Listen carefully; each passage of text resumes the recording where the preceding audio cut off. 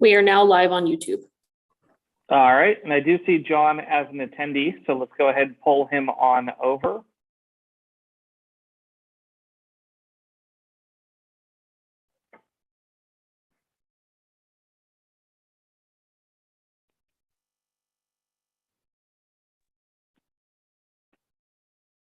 Hello.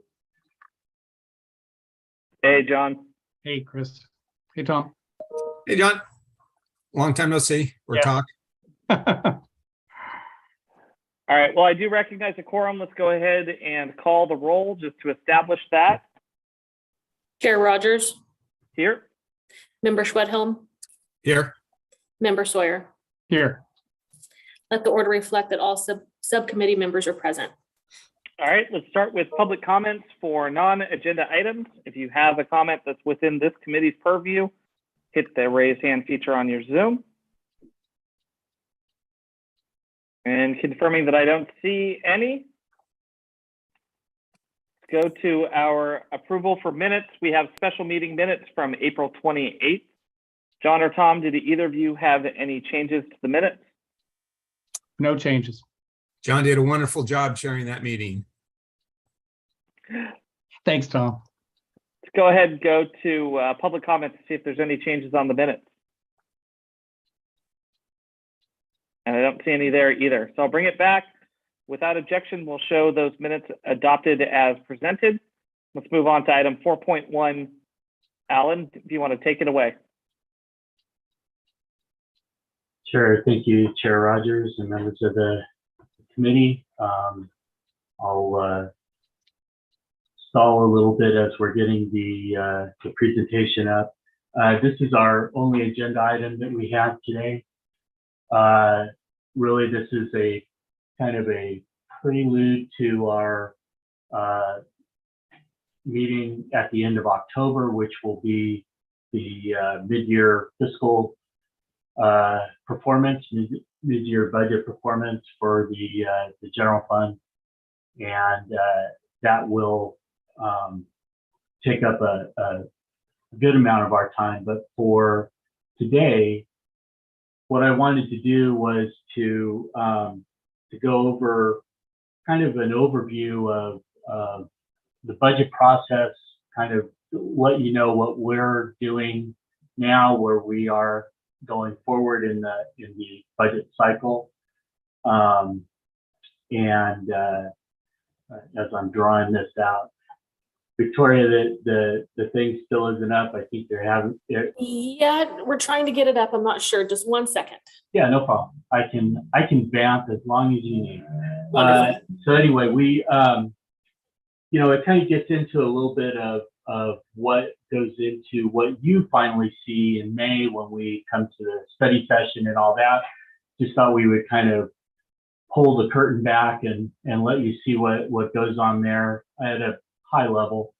And then there's a couple of things on the horizon that we want to bring to the committee's attention. Again, just a high level thing, but as we look out a number of years, we start seeing things that may pull us from having a balanced budget. So we just want to start illuminating those as quickly as possible. So on with the first slide.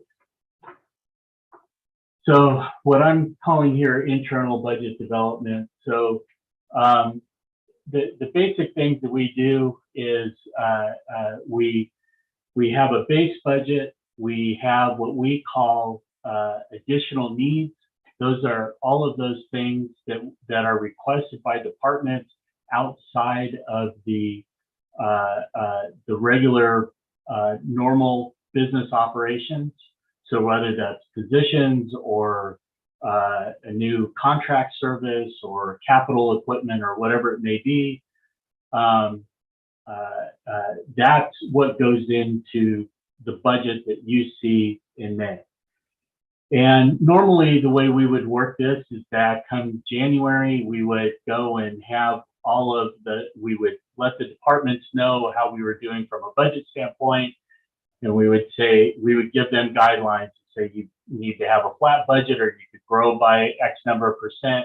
And at that time, we would request that all the additional needs would come in, and we would get a whole slew of, $20 million worth of additional needs that we, of course, couldn't afford to pay for. So we go through a sifting process there. So last year, what we did was we bumped the additional needs process up a little bit earlier, just so we would have more time to go through the vetting process with the city manager, who that was her first budget here. And then this year we did something even more different in that as we took notes as we went through our budget reviews, that we really needed more time to go through position requests to make sure that that human resources had the staff and time available to do any type of reclassifications or anything like that. And then also time for us to be able to vet and really drill down with the departments on just flat out new position requests. So this year we began that process in September. So those were due the early part of September. We just finished our initial round of vetting. That really just involves some high level questions just to kind of make sure that we understood exactly what was being asked. We compiled all of that, put it into a large spreadsheet, and sent those to Marikisha and Jason and Dariel, and then and HR as well. So then we will get together in a few weeks and take the first real step of going through those positions to understand the basis behind the request, if it makes sense, and then what we can afford to do. And I'll pause for a second. John? Thanks, Mayor. So Alan, if there were concerns that the council had about the maybe light staffing in a particular department, and they were hoping to bolster that a bit, when would that conversation take place if the position requests are inside of the staff responsibilities? When would the council, what's the earliest the council would be able to weigh in as far as trying to plan for a potential for some potential positions? So I would suspect it would still be in that May timeframe when we bring the full budget to the May study session. That's when the council gets to have a deep dive into each department. We all give a presentation to the council, let you know what we had asked for, what our challenges are going forward in the next year. By that time, we will have been able to understand what's available in terms of funding to add ongoing positions, and what works with where the priorities are in terms of council goals and priorities of the city manager moving forward. So, and of course, as has happened in the past, we take the comments from the council, and if there are changes that need to be made after the May budget study session, we include those in the budget adoption in June and call those out and go through that part. Okay, so it stays internal until that point. And I just, it will be, the sooner the council starts to understand the limitations, I guess, of the budget, and how their potential requests may further complicate available funds. If they were to say they want some increases in an X department, and those funds were not, at least not articulated in a way that they were readily available, May would be the first time that they would be having that conversation. Well, and let me qualify that. That May is the first time you're going to see the baked-in budget. But remember that we have a public hearing in February that deals with budget priorities, and that's primarily made for the public to weigh in on the budget. We have our council goal setting. You know, we have opportunities within that before the May for that message to come in, and especially if those items are toward the work plan that we're trying to move forward with, you know, there is those opportunities to get that in the budget. But you know, one of the things that we just felt that we needed to do was to allow more time for the departments to put in these requests and to allow us to try to figure out how to get them to fit into the budget if they could do it, or you know, what we need to do going forward. Maybe it gets phased in over a multi-year plan, however it is. Okay, and there's a good Yeah. chance that those internal requests could very well mirror the potential requests that the council's already, I would assume, maybe thinking about already. Well, they typically do. Yeah. Okay, that's good. Thanks, Alan. All right. So then the other big thing that we do, and it's usually you know, around this time, but mostly in November and December, is we start developing all of our what we call our internal costs. So we look at all of our existing employees. We collect all of our salary and benefit information for that. So that's going to be your health care, all of your other benefits that go in, and we develop basically what a cost per employee is, and it really does get down to that level. It's very cumbersome and time consuming, and believe me, we are trying to figure out a way to make it less cumbersome and time consuming, but have yet to be able to find that. But that is where we have all of our salary and benefit cost information. We also develop our overhead rates. We develop our IT rates, which is actually done by the same consultant that does our overhead rates, and some of the same methodology is used.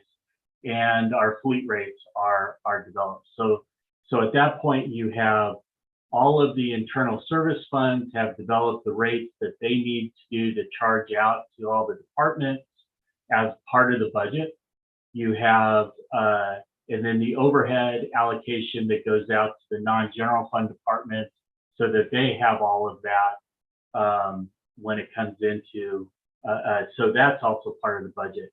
And they're all interlinked because you need to have all of the salary and benefit cost information to have your correct overhead rates and your correct IT rates, because they're also personnel driven, or at least a big part of that.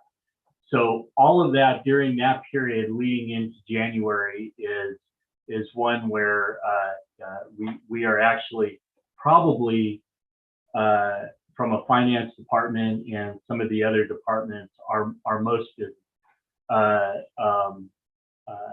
Actually, even more so than when we start bringing the budget together. We also do revenue forecasting, and like I mentioned earlier, we have our guidelines that we put out to the departments in order for them to know at what level they can build that base budget. And then we have, there are additional needs that are the non-personnel related. Those tend to not take as much time to vet, and so those come in at that point. And then we go through a process with the city manager, who is active in the review of the budgets, and department heads and staff go in and present the budget to her, and she asks questions, and the rest of us will also ask questions, and we try to get to where by the time you see the budget in its at least draft form, that it is as vetted and as something as firm as that we can be able to stand behind it. Next slide, please. So I mentioned that earlier that there's some external input that goes into this. We do have our public hearing that allows the public to provide input for budget priorities. While we do have a public hearing that's in February, we do have a way for the public at any point to put in their input online to the budget group, and we do monitor that regularly. There's the goal setting process that happens in February as well, where we affirm existing goals, add new ones, we develop the work plans and do that. We talked a lot about the budget workshop in May, and then we have the budget adoption in June. And usually the budget adoption in June is different from the one in May in that it is more high level. The departments aren't giving presentations there. The idea is that we're really focused on any changes that have happened between May and June, and just kind of this is the reminder of everything that's going into that adoption. Next slide, please. So we have general guidance that we provide or that we have, and we're formulating in finance. And some of this is stuff that has kind of evolved over the years. It's stuff that Veronica and I are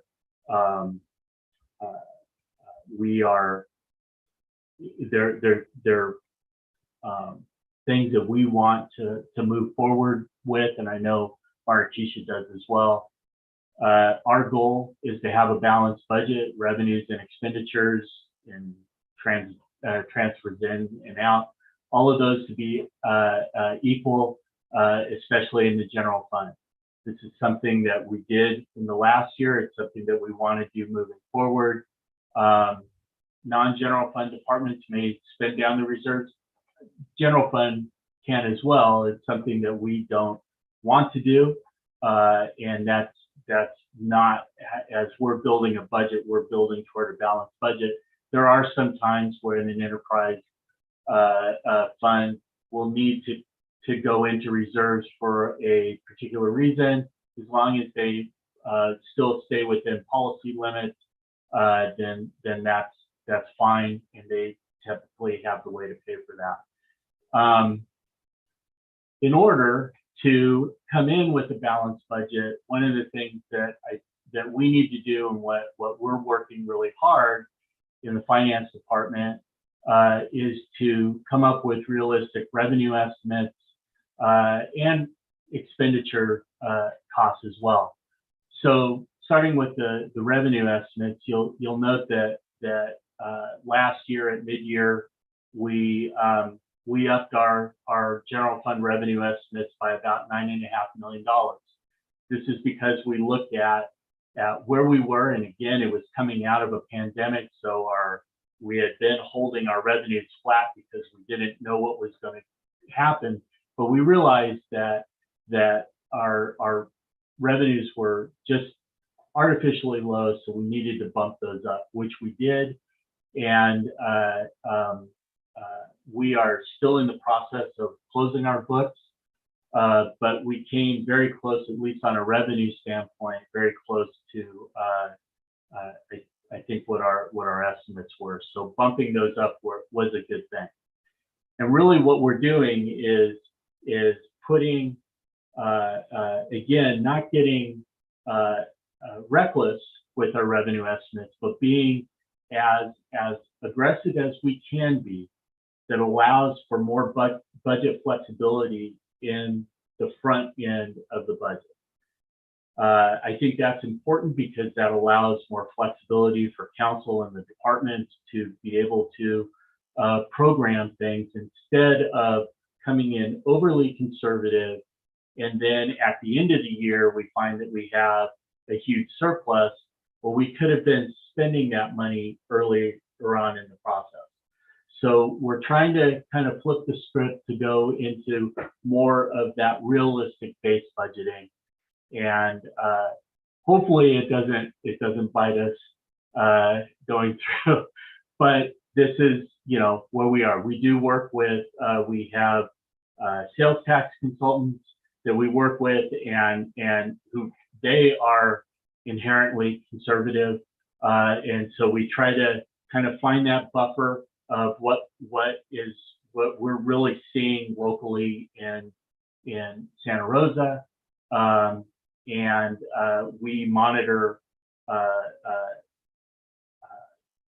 economic webinars constantly. Yesterday, I was on the UCLA Anderson webinar talking about you know, potential for recession and all of that. And so these are all things that we take into consideration as we start coming up with forecasts and developing our longer term forecasting. And then on the expenditure side, we're a little bit limited in our flexibility there due to the high percentage of our expenditures being salary and benefits. That said, we do know that while we budget 100% of our salaries or of our positions and the salaries there, we know that we're not fully we're not fully filled. There are vacancies. There are always vacancies. So we do put in what we call a vacancy credit. It's basically a turn back credit, which is a big negative amount that's in there. What that does is it keeps us from overstating our expenditure budget on the front end. So we're trying to have realistic revenue, and we're trying to have realistic expenditures. Even though we're budgeting for 100% of positions, we are backing off some of that because we know that's not going to be our total cost. So that again gives us a little bit more flexibility to be able to put toward programs. Next slide, please. So even though we have all of that, we do look into the future. So what I've done here, absent of a forecast, I wanted to kind of keep things at a high level, but it's some of the stuff that we know in the back of our heads are things that we are going to have to deal with in the next, say, and I just picked 10 years here. And, you know, some of these things more than others keep me up at night, but we'll go through them now. So we know that in our current labor agreements end June 30th of 2024. You know, I don't know what the impact of that is going to be on any of the funds. It's going to have an impact to them, though. We know that. We know that in addition to normal cost of living increases that we would be looking at, we're also doing a city, or at least for the, I believe just for the miscellaneous groups, doing a classification and compensation study. So there's the potential for even more than just cost of living increases there. So again, it's something that is out in the future. We're not sure. We'll probably start running some models on just what we think the impact might be, but these are that's in that. You know, the reality of looking at the Bennett Valley Golf Course is the reality of it is that there will be additional funds that are going to need to come out of the general fund to help with that fund. Again, this isn't a reflection on the operations part of it. There's a distinct difference between the two. There's golf course operations, which Touchstone is handling, and they're doing that very well. My staff meets with them, and they're developing budget and capital needs requests and all of that going through. That is working out very well. In addition, though, this is a fund, and as a fund, there are costs that go to that fund that are outside of what is part of golf course operations. That includes some remaining debt service, some overhead costs, some personnel costs that get charged in there for staff that maybe parks employees need to do on behalf of the golf course. Those types of things that go in, and plus we need to also maintain a reserve requirement. So that is why just looking at and this is before seeing the next budget that Touchstone will give us.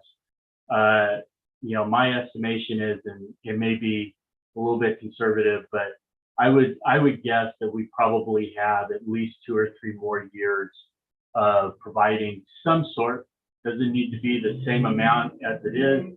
Obviously, if revenues come in a lot better than what they're thinking and our expenditures are lower, then that's going to decrease the need for funds coming in from the general fund. But I think to think that there wouldn't be any funds coming in from the general fund right now, I don't see that as being realistic. So it's something that we need to plan for. In 2026 and actually in 2024, but at least fully in 2026, all of our ARPA expenditures need to be complete. And for those things where we had ongoing programs that we shifted over to ARPA during this period, they are going to come back into the general fund. That could be, anywhere from $3.5 to $4 million. It kind of depends on what we are able to get other funding for. In other words, let's say if we were able to find other federal grants for, say, in response, that takes it away from the general fund, well, then that's gonna ease the burden that will come to the general fund at that point. But assuming that they do come in, we need to be able to plan for that going out in the future. We know that in 2029, the agreement that we have with Sonoma County for the money that they give us for Roseland, which is about $665,000 a year, that will expire, so that those costs are going to be more burdened on the general fund as opposed to coming in from there.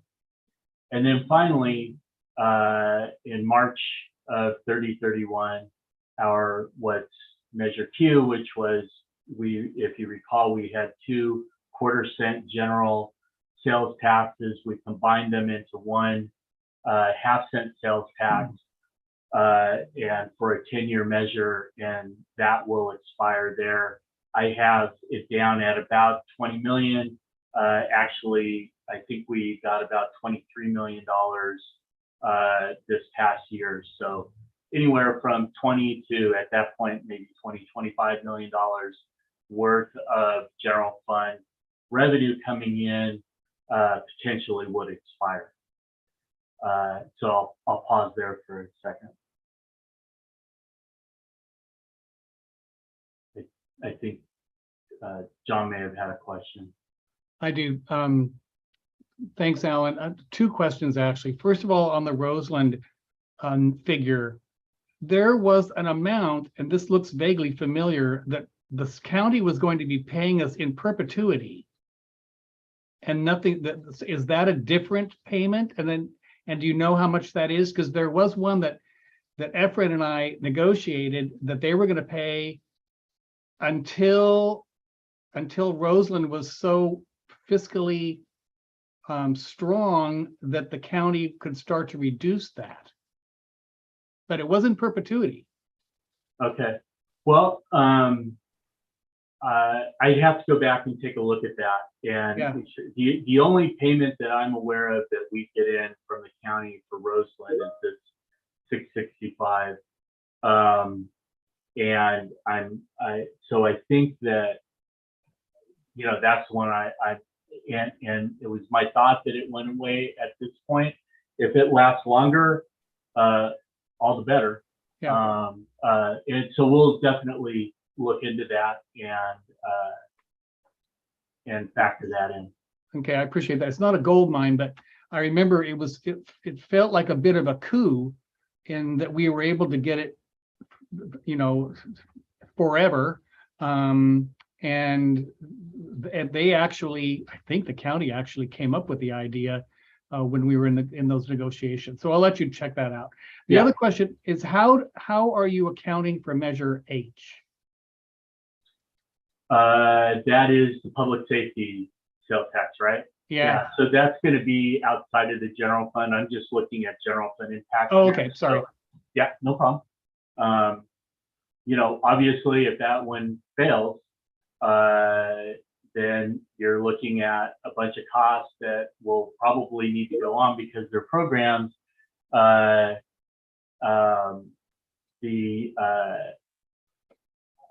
so we would have to be looking at where we are going to, if we had to absorb that into the general fund, because there's a lot of public safety positions there and the like. But fingers crossed that passes and we don't have to deal with that. Okay. And what I'm looking at here is that, thank you to Veronica, who is Johnny on the spot as usual. We do get $500,000 annually in perpetuity.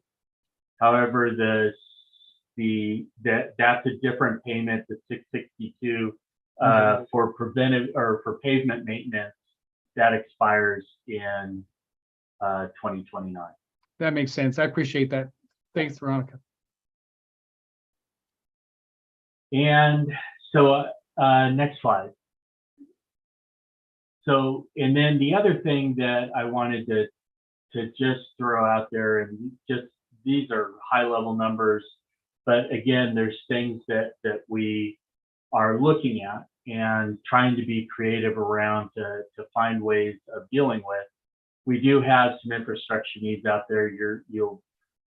We do have city facilities that need a lot of work. The $100 million is an older number, but I think it gives you a good ballpark of about what we're looking at. We're still determining what the final project costs and how much funding we have that can go into the total HERM Community Hub project. So the amount of what we have that I'm showing here as a deficit could get smaller or larger at any point. This is just kind of a point in time looking at it and going, yeah, well, we probably have about a $20 million thing here. Again, it's just things that we're trying to get in our minds as we're looking at more of a global needs. There is when the golf course consultant, and I apologize, I'm forgetting their name, came up with doing their initial assessment of the golf course and what's needed. I think that there was about $7-ish million price tag to some of the things that would be needed to fix drainage and to do those types of things, or irrigation. And then of course there's the existing debt service. So we would kind of roll all that in there. So you're probably looking at about a $10-ish million amount there. And then we have some infrastructure projects that we've been trying to get grant funding for a long time and just are struggling to get that over the finish line from that standpoint. So, you know, we need to start looking at, well, what's a plan B if we needed to go and to do something on either from a financing standpoint or from a facility district standpoint or any other type of funding that comes into it that would be able to help. Obviously, some of the challenge that we had, and I mentioned it at the study session the other day, was that, absent of revenue streams, taking on additional debt service is a difficult thing to do because, we don't have that much flexibility in where we are.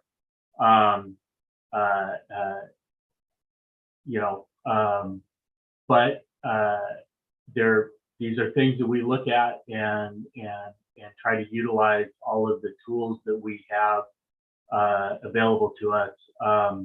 I work closely with a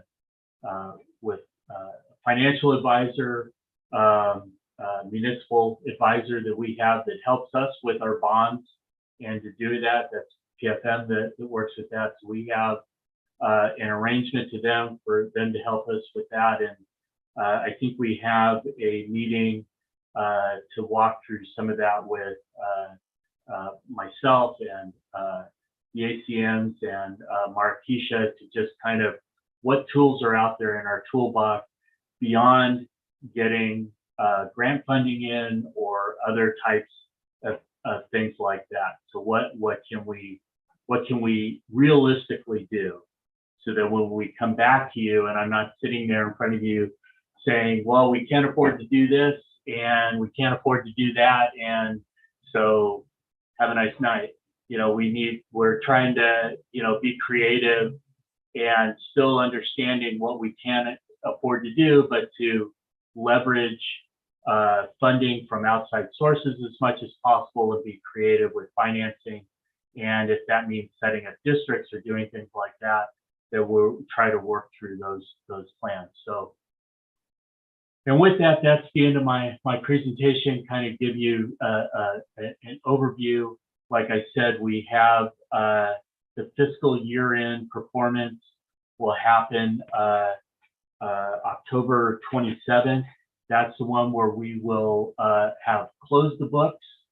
We will know, even though we upped our revenue estimates, I'm pretty sure we have a surplus. With as many vacancies, even if we hit the revenues right on the head, we were going to have some turn back coming in. We have, I looked at it today, just because sometimes I get nerdy like this, but I looked at it, and out of we have 1,278 budgeted FTEs and 1,119 filled. That's about 159 vacancies that we have citywide, which is significant, and there are quite a few of them in the general fund. So that's going to come back again. Like I said earlier, we try to account for that with the vacancy credit. I think that where we are right now is that the amount of turn back that's going to come back exceeds that. So there'll be something we need to tie that down. We're online to go into our field auditing work in October. So our financial statements will go out to our auditor. I believe it's supposed to be by the end of this month, so next week we'll go out there, and so we'll have all that tied up. Veronica will put it into a nice, pretty bow of a presentation for you, and we'll go through that, and I'm sure there'll be a lot of questions there. And then we will also talk a little bit more about our assumptions that we're looking at in terms of forecasting with our revenues, our general fund revenues, especially our major ones.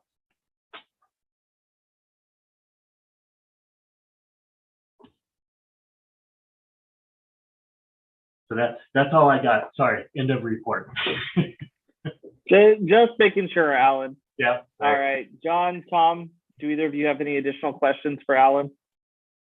I don't have any questions. Just a comment. Thanks for keeping an eye on the balanced budget. I mean, it's going to be tricky and difficult and at times painful, but it's the prudent way to go whenever possible, and notwithstanding the unexpected.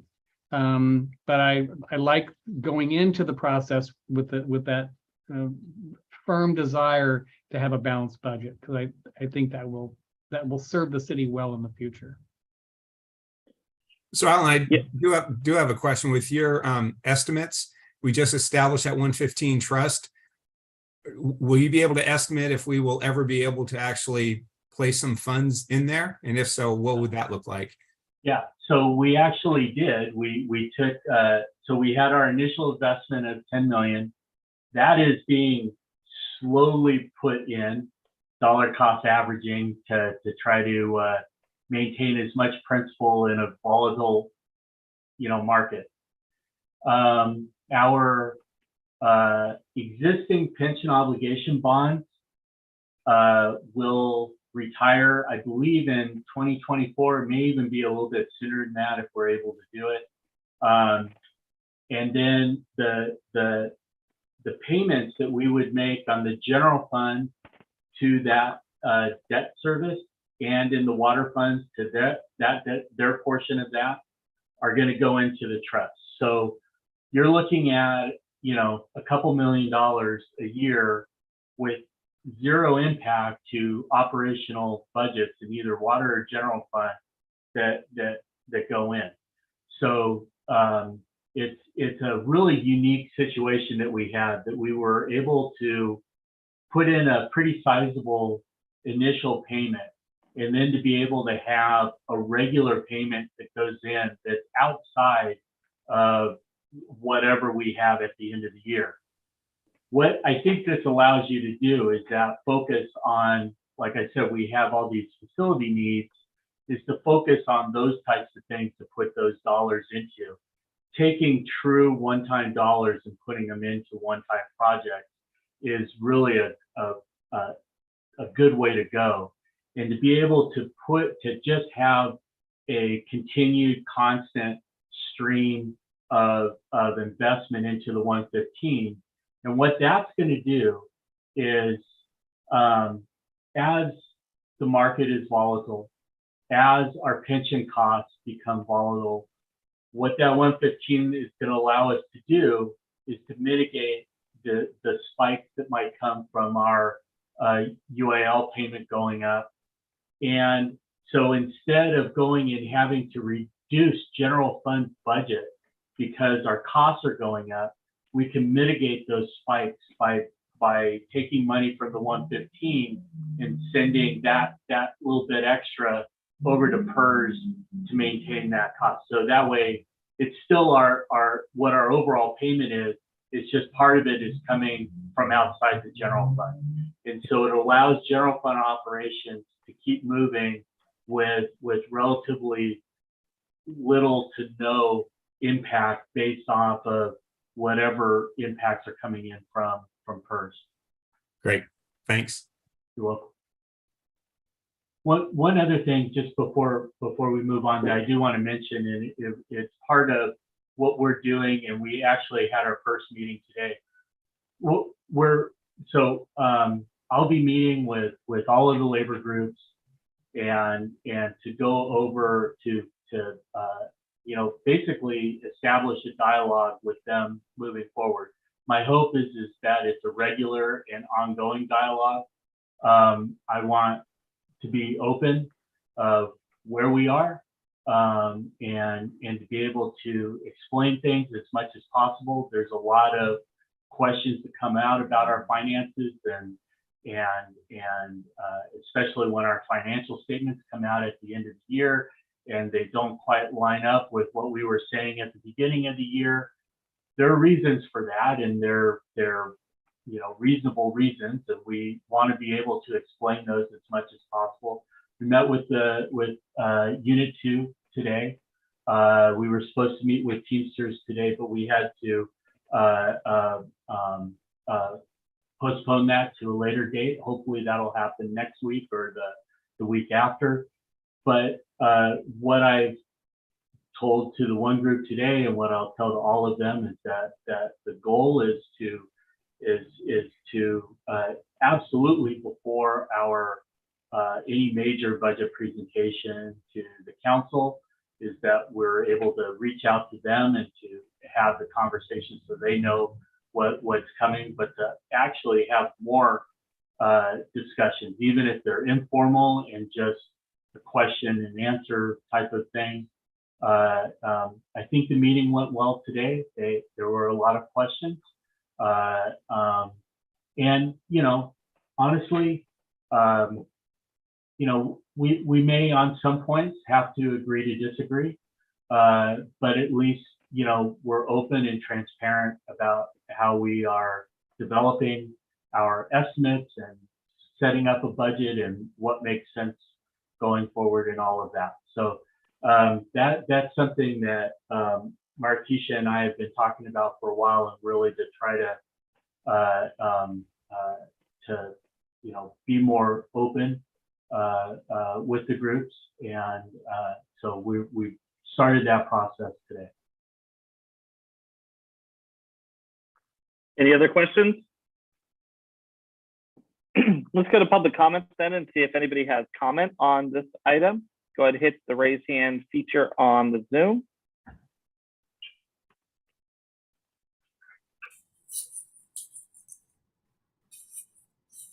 All right, I'm not seeing anybody. Alan, I just want to thank you for the presentation. I think it helps tee things up very well for our next conversations. And I do get a lot of questions from people in the public about how early do you start next year's budget? And the answer is we already have.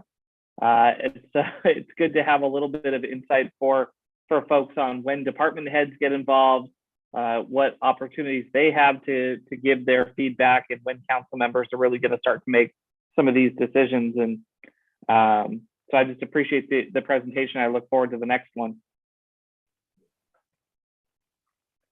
All right, with that, it's the only item that we had on our meeting today. So we'll go ahead and adjourn.